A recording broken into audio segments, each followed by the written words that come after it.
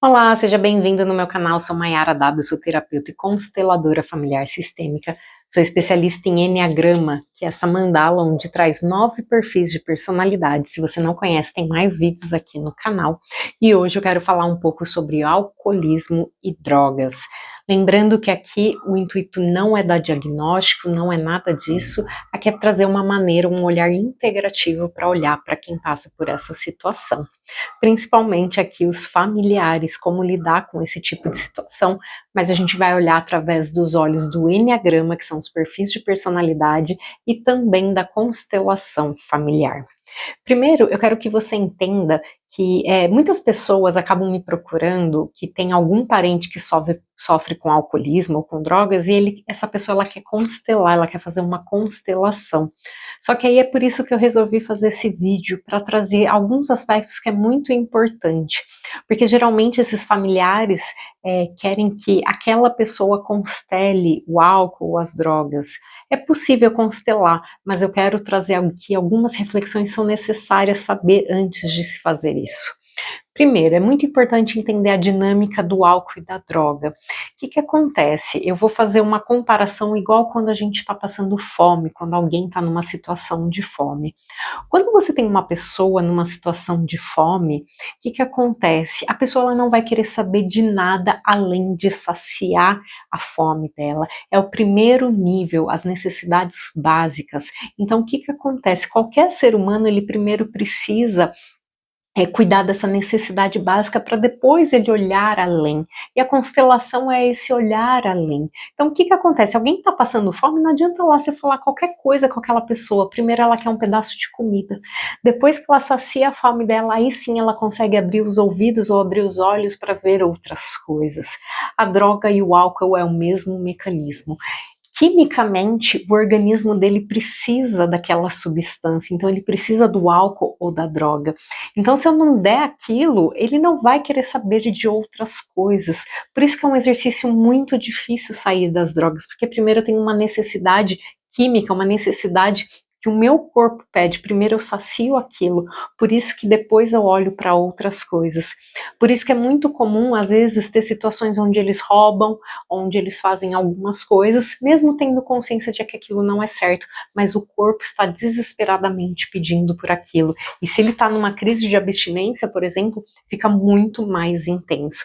Então não adianta a gente querer apresentar as terapias, apresentar a constelação ou outra coisa, se a pessoa ainda está nessa necessidade básica de suprir apenas o corpo dela. É muito importante, por isso que entrar com ajuda profissional. Às vezes tem internações, tem que ter um acompanhamento médico, tem que entrar com algumas substâncias, porque ela precisa primeiro cuidar do corpo dela, saciar aquilo que o corpo está pedindo. Depois ela vai entrando com outras terapias, outros processos, mas primeiro precisa de um acompanhamento profissional para cuidar dessa parte biológica que está acontecendo dentro do corpo dela. E aí, uma vez entendido isso, você começa já a lidar melhor com essa situação, porque depois que eu saciei, que eu cuidei daquilo, entre aspas, né, saciei entre aspas, depois que eu cuidei daquilo, entrei com uma ajuda médica, entrei com uma ajuda profissional, aí aquele corpo vai estar preparado para ir para um próximo estágio. Só que antes disso, eu quero falar sobre os perfis de personalidade, a tendência de comportamento de algumas personalidades que podem ser mais fáceis, pode ser mais tendente, nossa, não sei falar essa palavra, ter uma tendência maior a ir para isso, aí para consumo de álcool e drogas. Lembrando que é uma tendência, não é uma obrigação, não é um rótulo. Aqui é apenas uma tendência comportamental. Então esse vídeo é para você também que já entende um pouco das personalidades. Se você não entende, aqui no canal tem mais vídeos falando de cada tipo. Existe um teste que a gente pode fazer também para se autodescobrir e entender qual é o seu tipo de personalidade. Mas vamos começar. O tipo 1.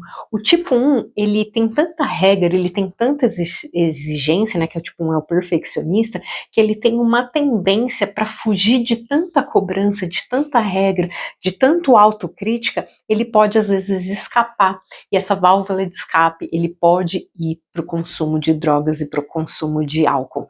Lógico que isso depende de pessoa para pessoa, depende de mecanismos de cada pessoa, depende do histórico familiar de cada pessoa, do ambiente de cada pessoa. Aqui eu não estou rotulando, apenas trazendo uma tendência comportamental.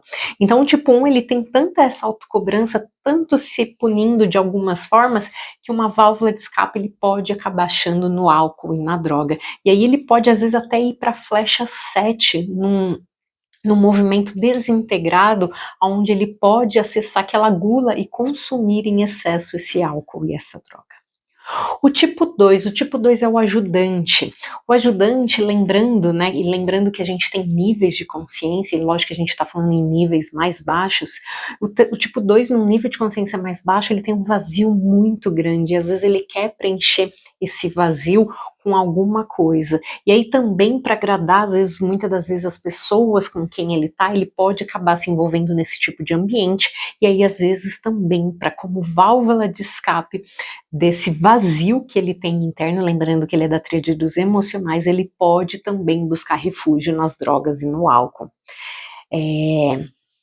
Lembrando que o tipo 2 é uma personalidade onde tem a tendência em reprimir suas necessidades, então pode ser uma personalidade que não cuide de si mesma e deixando prevalecer esse álcool e essa droga. O tipo 3 é o vencedor. Lembrando que o tipo 3 ele tem um cenário de muita ansiedade. Se ele tiver num nível de consciência baixo, ele vai estar com tanta ansiedade que ele pode consumir isso para dar uma anestesiada, para baixar mais essa ansiedade. E aí ele pode se envolver também no álcool e na droga. Outro mecanismo que ele pode desenvolver é que o tipo 3 ele quer se mostrar muito para todo mundo. E aí, dependendo da idade que ele tá, dependendo do nível de consciência que ele tá, se ele tá numa turma que consome álcool, que consome drogas, ele pode ir lá e acabar se envolvendo nisso para mostrar que ele também faz, para ele não ser rejeitado por aquele grupo, para ele não passar, entre aspas, vergonha, e ele pode também buscar isso. O tipo 4 é intenso, lembra que ele busca profundidade, ele quer muito entender o propósito da vida, e ele tem uma baixa estima, né, então muitas vezes, o que acontece? Ele não vê propósito em viver, ele não vê propósito na vida, ele não consegue enxergar o cotidiano dele com propósito, ele pode buscar esse refúgio nas drogas e no álcool para meio que anestesiar dessa sociedade, desse contexto que ele vê dentro da mente dele. Ele também tem uma oscilação emocional muito grande, e se ele cai no estágio depressivo, ele pode também acabar se envolvendo. O tipo 5 ele é o precavido. Desculpa, o tipo 5 ele é o analítico. Então, o que acontece? O tipo 5, como ele quer muito ficar na dele e ele se fecha numa bolha mental onde ele só fica ali, ele é muito fechado, uma hora essa panela de pressão pode explodir, porque ele não demonstra afeto, ele não demonstra os sentimentos, ele não fala o que está desagradando ele é uma pessoa muito fechada. Só que daí pode virar uma panelinha de pressão e explodir. E para não explodir, ele pode refugiar no álcool e na droga, para colocar toda essa emoção para fora de alguma forma, porque nenhum ser humano aguenta, né? Então, de algum momento, ele pode se refugiar no álcool, nas drogas, para sair dessa panela de pressão, principalmente mental, que ele fica fechado na mente, e aí ele busca esse refúgio nas drogas. O tipo 6, o precavido, lembra que o precavido ele quer muito um porto seguro, né? Ele quer sentir segurança, é mais difícil ele ir para esse caminho, mas ele também pode ter dois mecanismos, onde ele, para ele achar, ele precisa sentir bem no grupo, então para ele se sentir bem, ele pode fazer mais ou menos parecido com o tipo 3, ir na turma, ir naquilo, para ele se envolver naquilo e se sentir seguro dentro daquela turma, e ele acaba indo para esse caminho, ou ele pode também, o que acontece? Ele precisa dessa adaptação, e aí o tipo 6 ele tem um mecanismo de rebeldia muitas das vezes, dependendo do instinto dele, e aí se ele está nesse momento de rebeldia, e ele se vê desesperado, sem segurança, ou que o mundo vai acabar dentro da mente dele, ele acaba refugiando também, ele pode acabar refugiando também no álcool e nas drogas, como uma fuga daquela realidade que ele está com tanto medo, às vezes é um medo tanto de segurança que ele não vê saída, ele entra em pânico, que ele pode acabar fugindo e consumindo esse tipo de substância. O tipo 7 é o otimista. O tipo 7 ele tem a gula, então é um dos tipos muito comuns acaba tendo essa tendência muito maior em consumir álcools e drogas de maneira exagerada por conta da gula que eles têm. Eles buscam tanto experiências prazerosas, têm uma ansiedade tão grande já para o próximo momento, que o álcool e a droga pode dar esse prazer imediato que ele busca. Só que aí é muito imediato, e aí ele quer já uma próxima experiência, então a tendência é ele se viciar, porque ele já está pensando numa próxima experiência, já quer uma próxima experiência, já quer uma próxima experiência. E aí lembra que ele é muitas vezes da galera, da turma, e para manter esse estado de euforia, ele pode buscar essa droga e esse álcool. O que acontece também? O tipo 7 ele não quer lidar com as dores, então para fugir da dor ele pode querer se anestesiar no álcool e nas drogas. Então também é outro mecanismo que ele pode acabar indo. O tipo 8 é o poderoso, ele busca poder, e muitas das vezes o álcool e a droga pode dar um poder, dependendo da sociedade que você está inserida, dependendo da realidade que você está inserido. Então, às vezes, a posse daquela droga, daquele álcool ou daquele movimento social faz ele ter esse poder que ele tanto almeja e essa luxúria toda. Então, se ele tiver num nível de consciência baixo, ele pode acabando indo para esse tipo de consumo. E o tipo 9, ele busca paz, tranquilidade. Parecido com o tipo 7, ele foge da dor, ele foge do conflito e aí ele pode buscar a droga e o álcool para se anestesiar. Então ele pode fazer um movimento muito parecido com o 7. E aí ele tem a indolência, ele finge que ele não tem dor, e aí para se anestesiar desse mundo, ele precisa se narcotizar. Então também é um tipo que muitas das vezes pode se envolver mais num número maior aí de vício em álcool e droga, porque ele precisa tanto se anestesiar, ele quer se narcotizar do mundo, ele não quer enxergar a realidade em volta dele, que ele consome o álcool e a droga para poder fugir dessa realidade. E aí, tá fazendo sentido para você? Esse é um olhar bem básico, bem leve, de comportamentos tendenciosos de cada tipo. Lógico que existem mais aspectos, mais contextos que a gente tem que olhar, que leva a pessoa a consumir esse álcool e essa droga. E o outro contexto que a gente pode olhar é dentro da constelação familiar, porque além da personalidade, que é aquilo quem eu sou, de acordo com o que eu vivi na minha infância, eu me transformei nessa personalidade, eu vesti esse personagem. O que acontece? Eu tenho toda a minha bagagem sistêmica, que é a bagagem da minha família, o que eu carrego do meu sistema familiar.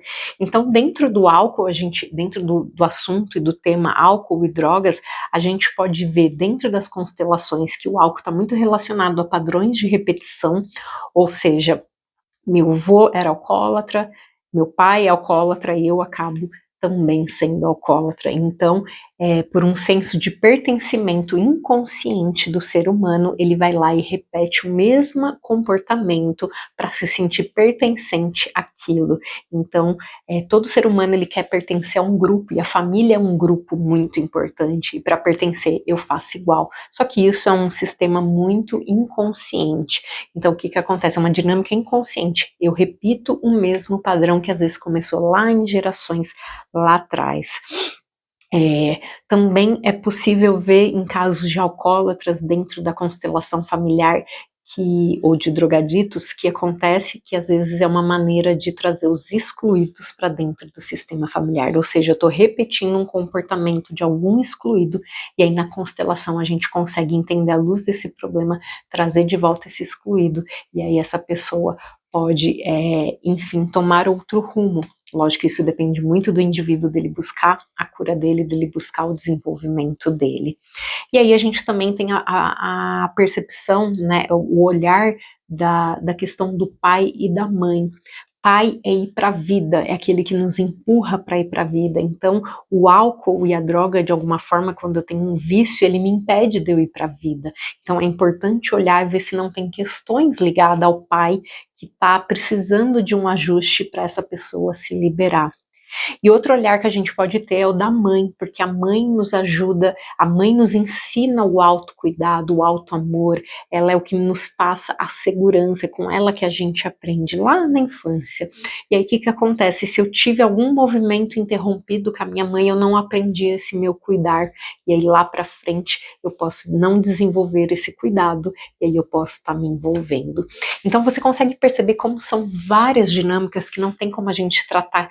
Cada caso tem que ser tratado de um jeito, não dá pra gente generalizar e tratar tudo igual. Tudo depende do perfil de personalidade daquela pessoa, tudo depende do contexto familiar que ela estava inserido, tudo depende do que ela carrega dos antepassados dela. Então, e tudo também depende da química, da biologia do corpo dela. São muitas facetas que a gente tem que olhar, que a gente não pode se perder. E aí, outra coisa que é importante a gente entender é que a família acaba sendo um codependente. Muitas das vezes, a família também precisa de cuidado. Além da gente olhar a dinâmica do drogadito, do alcoólatra, a gente tem que olhar também a família, porque se eu tenho um comportamento aqui, eu posso ter outro que está reforçando. Então, é muito importante tratar essa pessoa que está com esse vício, mas tratar também a família, porque a família pode reforçar um comportamento destrutivo, e aí fica um ciclo sem fim, não acaba. Então, a familiar geralmente é codependente, e eu preciso olhar para isso, cuidar disso, para esse indivíduo conseguir cuidar do vício dele. Então, aqui eu quis trazer de uma forma simplificada, lógico que aqui é muito superficial, mas que possa te dar uma luz, que possa dar um direcionamento para você entender, pode ser você ou pode ser alguém da sua família, para você entender que tem uma questão de personalidade, de como eu me comporto, e eu achando isso, eu consigo entender qual que é o meu movimento de evolução, quais dinâmicas, mecanismos que eu tenho que ter para sair, porque aqui eu falei de pessoas e personalidades no nível de consciência baixo, só que o Enneagrama, se você olhar, tem as flechas dentro da mandala, ele mostra os caminhos de evolução e as dinâmicas, e num processo terapêutico a gente consegue mostrar quais são os mecanismos e dinâmicas para sair desse nível de consciência baixo e ir para a evolução, e aí e desprendendo desse vício.